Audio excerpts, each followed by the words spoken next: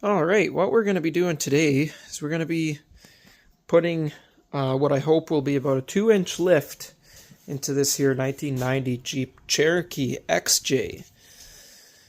What I'll be using are these front coils from a V8 ZJ, these 2-inch rear suspension blocks, and these U-bolts 2 inches longer than factory, which I had made up at Gilbert's. All in, this lift should be just over $100, seeing as how I got those coil springs for free because my buddy put a 4-inch lift into his 94 ZJ. So why not, right? I've done this before, and let's see how it works out. Before going ahead and installing the 2-inch blocks in the back, it's never a bad idea to verify how much your lift ended up being in the front before actually putting the rear blocks in. So we're right about 31 inches on this side, and then on the other side we are right about 31 inches as well. So if all goes according to plan, we should be around about 32, 33 on the front. It does sit a little bit low at the back, so if the front only ends up picking up 1 inch and I put 2 in the back, that works too. But ideally about 2 inches front and rear.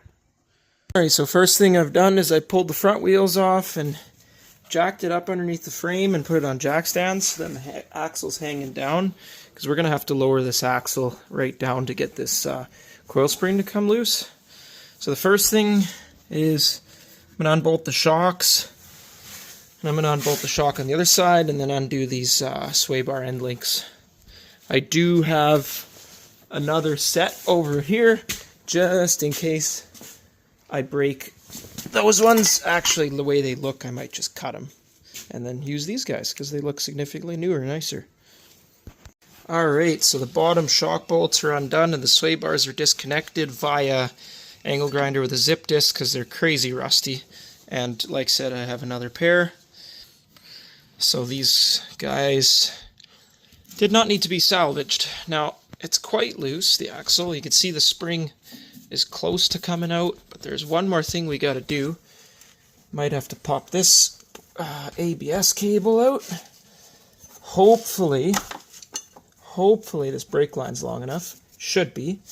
And then now we got to loosen the 8 bolts on the 4 links that mount the axle to the body. They can be tough, but we'll get her. And reason for that is, first off, to get enough travel out of the axle in a downward motion to get these coils out. And then second off, because we're changing the ride height of the vehicle, so we don't want a bunch of tension on all these bushings. So we're going to be tightening those bolts back up once the weight's back on the axle and it's sitting in its final ride height.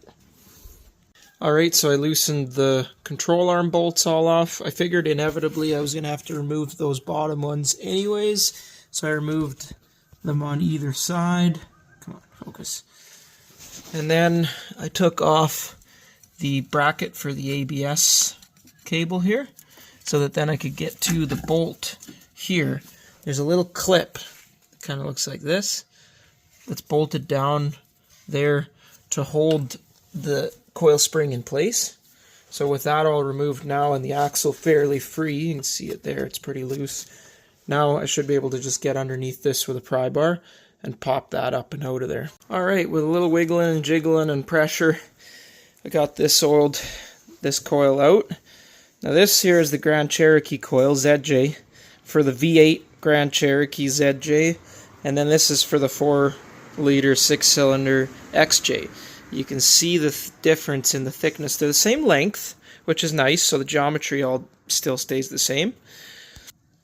But the difference is here on the XJ coil, we've got, what have we got there? Right around 13 millimeters. And then on the ZJ coil, we are just over 14 mil. Alright, so that's the ZJ coil in. Careful to clock it correctly so it sits in that notch right there. And then probably anti-seize all these bolts because they're all pretty rusty. I might go wire wheel them quick too. And put the clip the retaining clip back in to hold it in place. Alright, I don't know if I could film the process of pulling the coil out with one hand. The way I found the easiest is to kind of spin it. You got to kind of put some downward pressure on the axle to loosen it up a little bit. And then if you spin it, it kind of unscrews that bottom. But of course it's not going to work with one hand. I mean, oh, maybe it will. There we go. And then you kind of see how it's caught in there now. So again, just kind of turn it. Tricky with one hand. There we go. And there she is. And then it's just the reverse for reinstallation of the new one. Get out of there. Alright, so now with the heavier coils in, I was able to jack it up on the axle again, put the weight of the Jeep back onto the axle, that way everything's compressed the way it's supposed to be, and then bolt these brackets back up. Don't forget the coil spring retainer clips. Bolt the shock back in. I put these better sway bar end links in that I had. Now with the weight of the Jeep sitting on it again, that's the final resting position. So now we can tighten all these control arm bolts back up. If you don't do that, first off, it'll be an absolute pain to get it to flex down far enough to get the coils in, but also because these control arms were sitting like this and now they're sitting like that, that torque on the bushings will mess up your control arm bushings. So that applies for any lift. As soon as you change ride height, loosen off your bolts, get it to where it's going to sit, and then tighten them back up so that then the bushings are all relaxed in their neutral position. Alright, so that's sitting on its own weight again. Ended up being just over an inch taller with these coils. So it was at 31, now we're at like 32 and a quarter. So we gained like an inch and a quarter. So compared to the rear now, it sits quite a bit taller at the front. It's kind of hard to tell because it's dark and this is a small space, but let's see what the back measures at. The back is now at 29.5. So with 2-inch blocks, the back will be close to what the front is. So that'll work out just right. Alright, so it is the next day now. And as we can see with some good light, it is sitting way taller at the front than the back. So I'm going to start by jacking up the back end here and getting the wheels off so we can put the blocks in the rear end. Alright, now with the wheels off, before we get too far ahead of ourselves, let's take the U-bolt and we'll slip it over the axle here, like so, and see how the length is. Definitely 2 inches longer than the old ones, and they fit on the axle, so that will work. Right, next is support it off the frame so we can lower the axle down and take the tension off the leaf springs. Easiest way to get the old U-bolts off is with a zip disc, because you won't be needing those anymore. And then this sway bar can go bye-bye, because you really don't need a rear sway bar, especially not on a wheeler. Okay, so we jacked up on the spring to get the clearance to put the blocks in.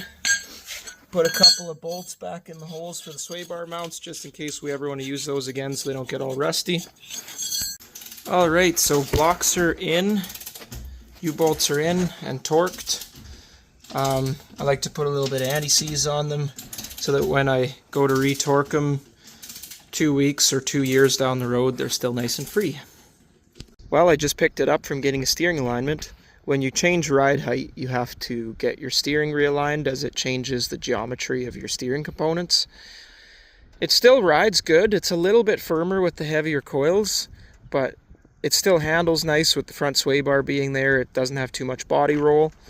And no driveline vibration with the 2-inch blocks in the back, so I'm pretty happy about that. You can tell there's definitely a lot more tire clearance to the fenders there now. Those are 235, 75, 15 tires on there, so the tires are already bigger than stock. And I think it looks pretty darn good. I might just get some more meaty mud tires, rough terrain tires, like an RT style. And then just keep these for my winters because they're studded. But I think that looks pretty darn good.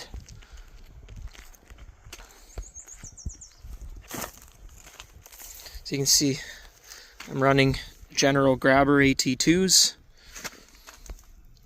Lots of meat left on them.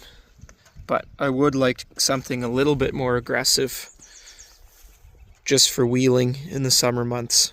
But I hope this video helped you make a decision as for what you want to do with your own XJ, or maybe even just for entertainment purposes. So thanks for watching, and I'll see you on the next video.